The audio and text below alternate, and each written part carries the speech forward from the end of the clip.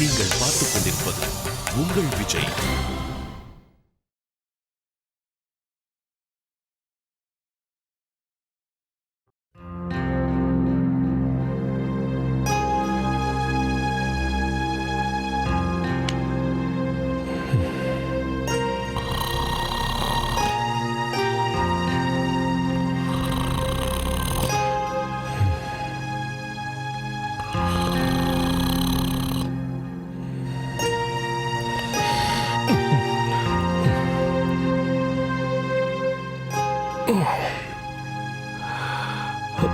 எப்போ கண்ண சந்தன்னு எனக்கே தெரியல.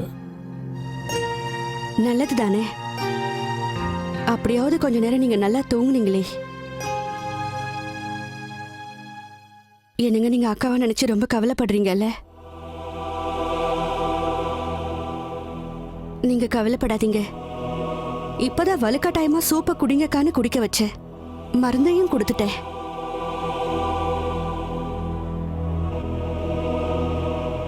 என்னங்க, நான் உங்களை இந்த அளவுக்கு கவலையா இதுக்கு முன்னாடி பார்த்ததில்லை. அண்ணி இந்த வீட்டோட தூண் மாதிரி, எல்லாருக்கும் மிகப்பெரிய பலம். அவங்க தான் இந்த வீட்டோட அஸ்திவாரம். அம்மா அப்பா கூட எவ்வளவு கவலைப்படுறாங்கன்னு நீயே பார்த்தல்ல. என்னால அண்ணியை இப்படி ஒரு நிலைமையில பார்க்க முடியல ராணு.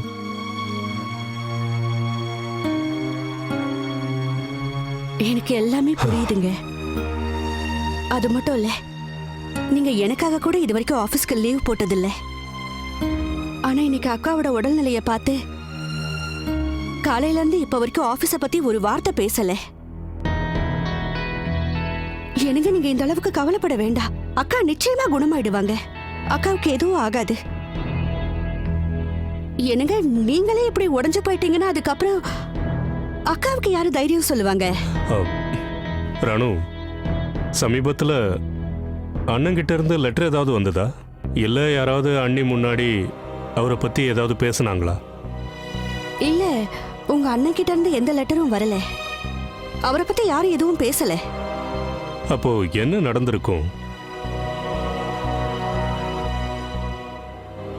அன்னைக்கு ஜுரம் அதிகமானதை பற்றி எனக்கு பெருசாக கவலை இல்லை. ஆனா திடீர்னு ஏன் அவங்க மயங்கி விழுந்தாங்க? ராணு, நான் காலையில அவங்க மயக்கமா இருக்கும்போது பார்த்தேன்ல, ஒரு நிமிஷம் பயந்தே போயிட்டேன். அவங்க மனசுக்குள்ள எந்த விஷயத்த நினைச்சு புழுங்கிக்கிட்டு இருக்காங்கன்னு தெரியல.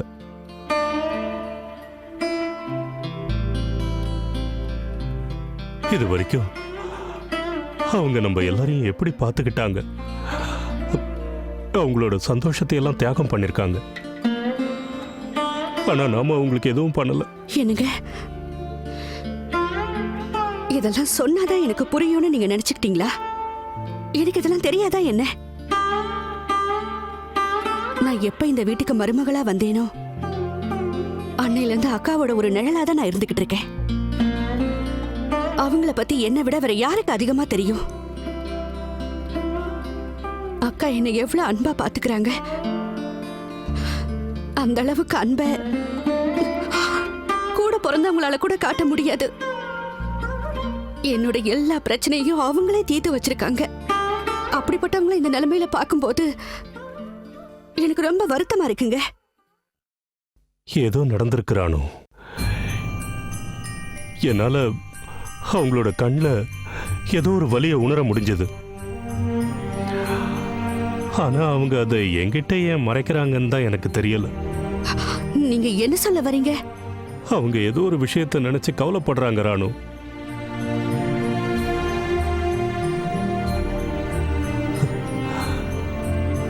என்னவா இருக்கும்?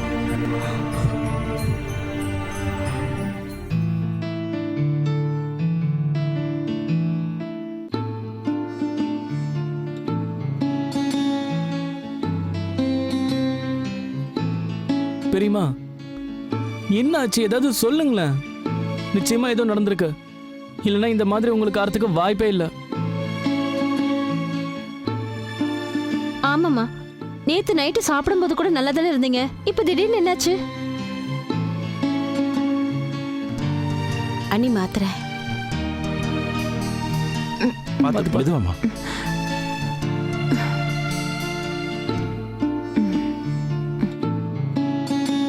சரி, இப்ப நீங்க எல்லாரும் போலாம். ஆனா ராதாத்த எல்லாரும் போய் தூங்குங்க.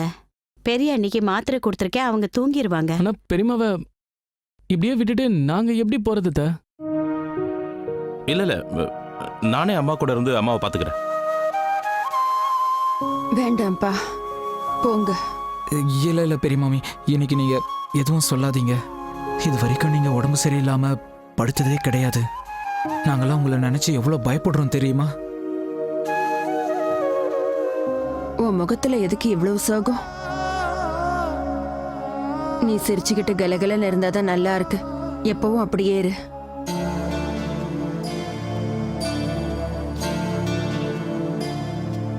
இந்த நிலைமையிலயும் உங்களால எப்படிமா சிரிச்சு பேச முடியுது?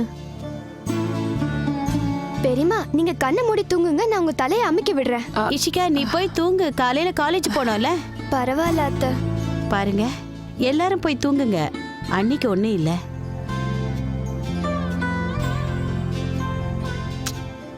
எல்லாரும் ஏன் இப்படி பயந்து போய் இருக்கீங்க? பெரிய அண்ணிக்கு ஒண்ணும் இல்ல. இப்ப அவங்களுக்கு ஜுரம் குறைஞ்சிடுச்சு. சரிதானே பெரிய அண்ணி? இங்க பாருங்க, நிஷாவும் ரஜினியும் சமையக்கட்டுல நின்னு அழுதுகிட்டு இருந்தாங்க. இஷிகா இன்னைக்கு காலேஜ் கூட போகல. அவளை நீங்க திட்டுங்க. எல்லாரும் இங்க வந்து உட்கார்ந்திருந்தா என்ன அர்த்தம்?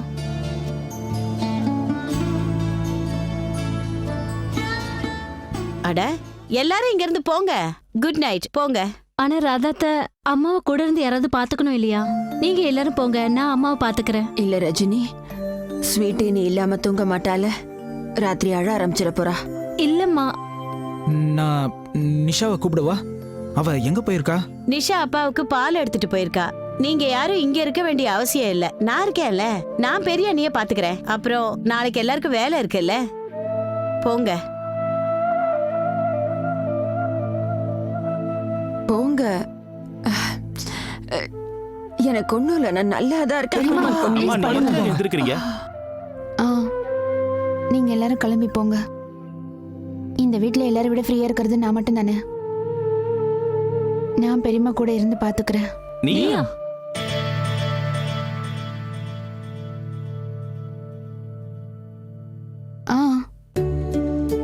நான் பெரியம்மா பத்திரமா பாத்துக்கிறேன்.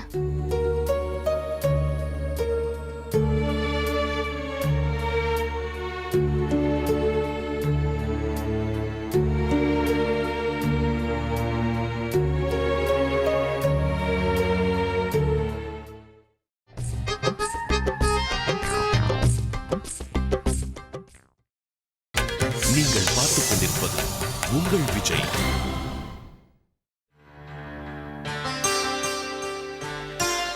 இல்ல இல்ல சுகானா, நீ வேண்டாம். உன்னால விடிய விடிய கண் முழிக்க முடியாதுல்ல.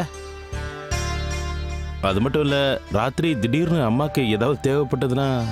ஆமாமா, திடீர்னு ராத்திரி டெம்பரேச்சர் அதிகமாயிடுச்சுன்னா, அப்புறம் அவங்களுக்கு ஏதாவது தேவைன்னா ஒன்னால எப்படி தனியா சமாளிக்க முடியும்? அதான் அவர் சொல்ல வர்றாரு. சுகானா, ஒருவேளை நீ நைட்டு கண்ணா அசந்துட்டீன்னா, இல்லைன்னா தூக்கம் வந்துருச்சுன்னா அப்புறம். இலேஷ் அண்ணா, என்னால கண் முழிக்க முடியும். நான் லேட் நைட் பார்ட்டிஸ்க்கு அதிகமா போறவ. எனக்கு பழக்கம் இருக்கு. ராத்திரி பூரா நான் கண் முழிக்கிறேன். I have practice. இருக்கலாம் சோனா, உன்னால கண் முழிக்க முடியும். அண்ணா, நீ இன்னைக்கு டயர்டா இருக்கிற மாதிரி இருக்கு. நீ போய் தூங்கு. நீ நாளைக்கு பூரா பெரியம்மா கூட இரு. அதனால நாளைக்கு நைட்டு நீ பாத்துக்கோ. நாளைக்கு ஆமாமா, இன்னைக்கு நான் பாத்துக்கிறேன்.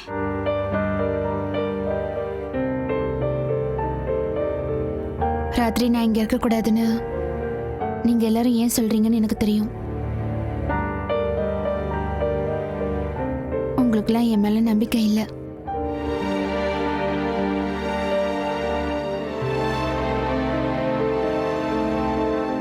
சரி,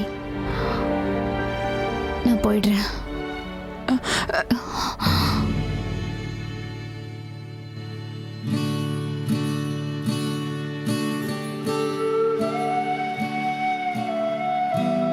இல்ல சுஹானா, இன்னைக்கு ராத்திரி எனக்கு துணையா நீயே என் கூட இரு.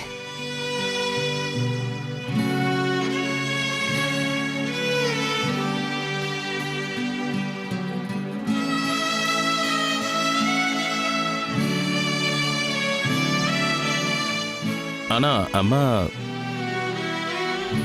அது வந்து பெரிய அண்ணி இல்ல,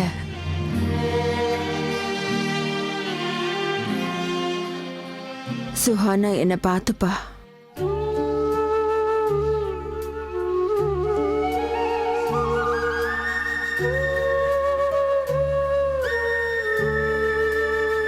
இவளையும் கூட இருக்கட்டும்.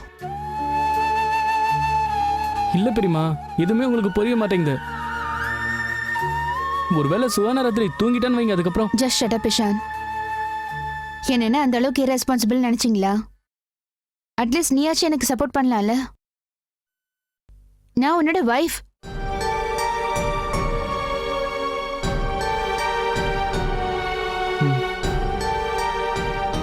சுஹானா, நீதான் என் கூட இருக்க போற. நீங்க எல்லாம் போங்க, போய் தூங்குங்க. ஆனா அம்மா இல்ல. ஓ இந்தர், சுஹானா இருக்கால, தேவைப்பட்டா உங்களை யாரையாவது அவ கூப்பிடுவா. அப்ப சரி, போலாம். சரி. வர மாமி. சுகானா, தண்ணி இங்க இருக்க.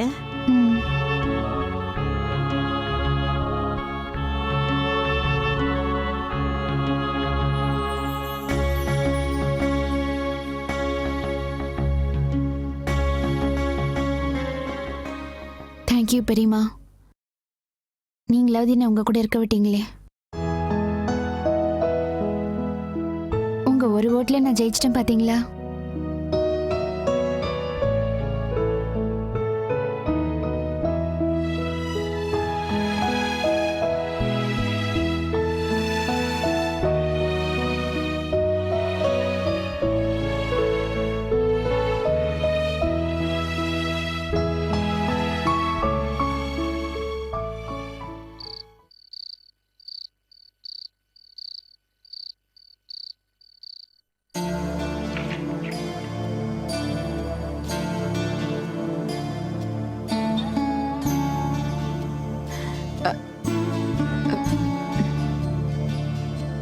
பெரியமா, உங்களுக்கு ஏதாவது வேணுமா?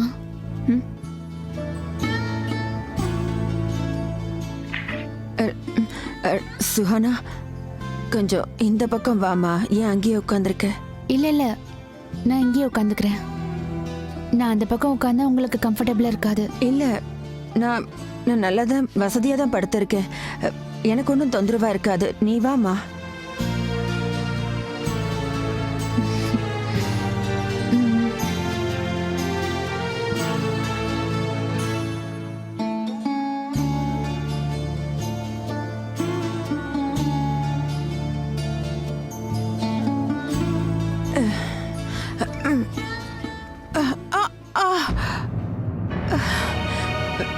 உங்களுக்கு பெயினா இருக்கா?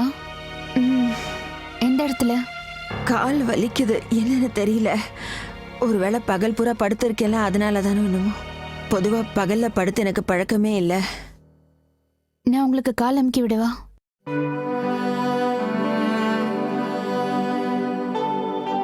நீயா? நான் அமுக்கி விடுறேன், உங்களுக்கு நல்லா இருக்கும்.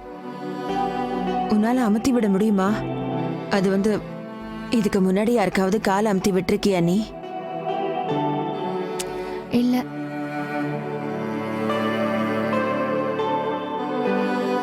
டேடுக்கு பண்ணதில்லை, ஏன்னா டேடுக்கு காலில் வலி வந்ததே இல்லை.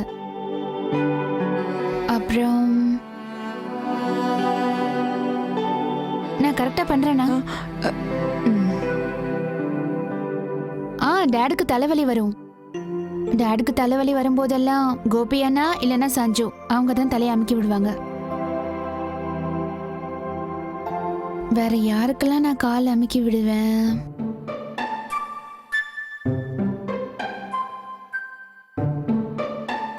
அம்மாக்கு அமுக்கி விட்டுருக்கலாம்.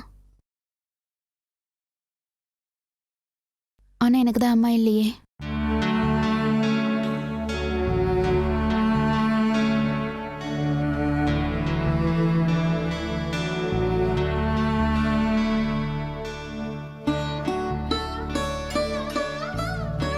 உனக்கு அம்மா இல்லைன்னு யார் சொன்னது?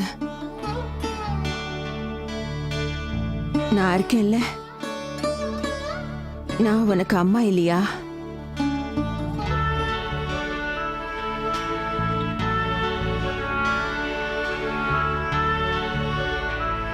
பைத்தியம்.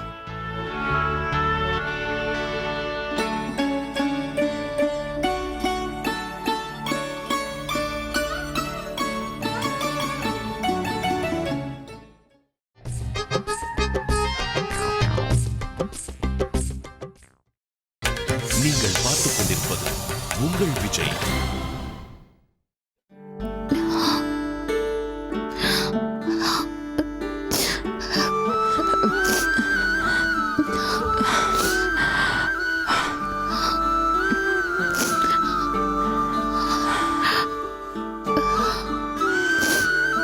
நிஜமாவே நான் பைத்தியம் தான் பெரியமா.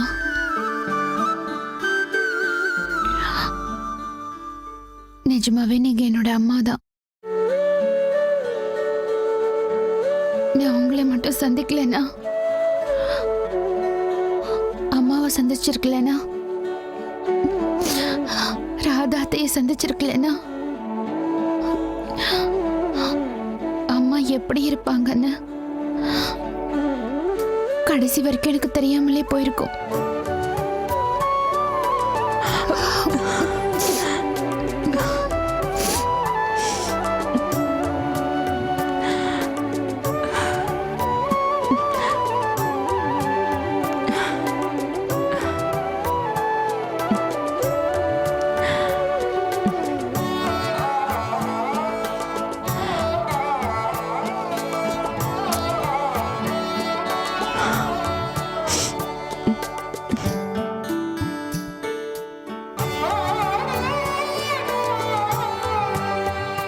உங்க அம்மா இறந்து போனப்போ நீ ரொம்ப சின்ன குழந்தையா இருந்திருப்பல்ல.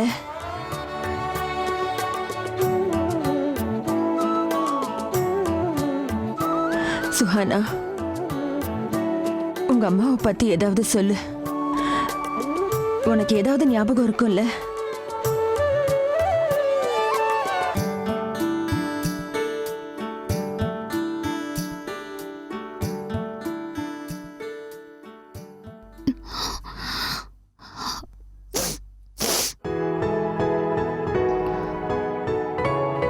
ஏதோ கொஞ்சம் ஞாபகம் இருக்கு.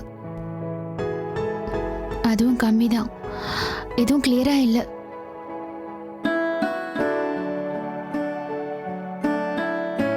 அவங்க எனக்கு 2 லெட்டர்ஸ் எழுதி வச்சிருந்தாங்க. அப்படியா?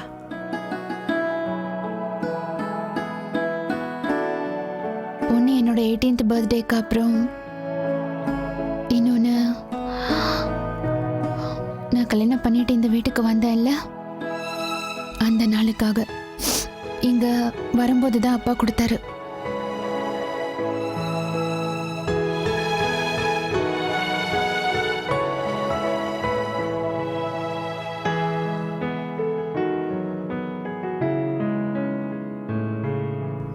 சில நேரத்துல யோசிச்சு பார்க்கும்போது எங்க அம்மா அந்த லெட்டர்ஸ் எழுதிட்டு இருக்கும்போது நான் அவங்களோட முந்தானையை பிடிச்சுக்கிட்டு சைட்ல படுத்து தூங்கிட்டு இருப்பேன்னு தோணுச்சு. கடைசியில அம்மாவோட லெட்டர்ஸ் தான் மிஞ்சும். அம்மா இருக்க மாட்டாங்கன்னு எனக்கு அப்ப தெரியாமலே போயிடுச்சு.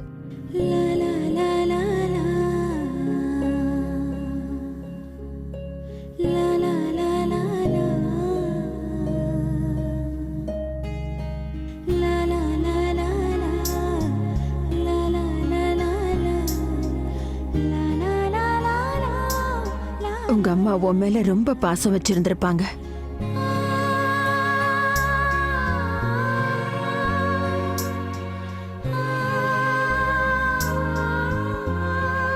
ரொம்ப.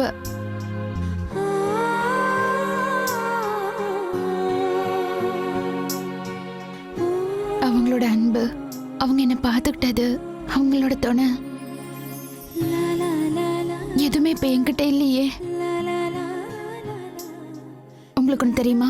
சின்ன வயசுல என் ஃப்ரெண்ட்ஸோட அம்மா அவங்கள அன்பா பாசமா பார்த்துக்கும் போது, அன்பா சாப்பாடெல்லாம் ஊட்டும் போது எனக்கு ரொம்ப கோவம் வரும்.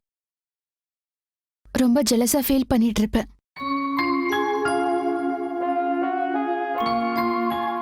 ஒரு தடவை நான் என் ஃப்ரெண்டோட டாலை கூட உடைச்சு போட்டுட்டேன். ஏன்னா அது அவங்க அம்மா அவளுக்கு கிஃப்டா கொடுத்தாங்களாம்.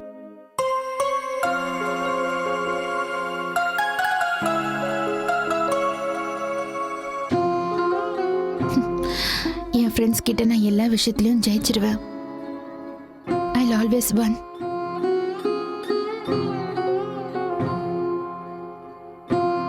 ஆனா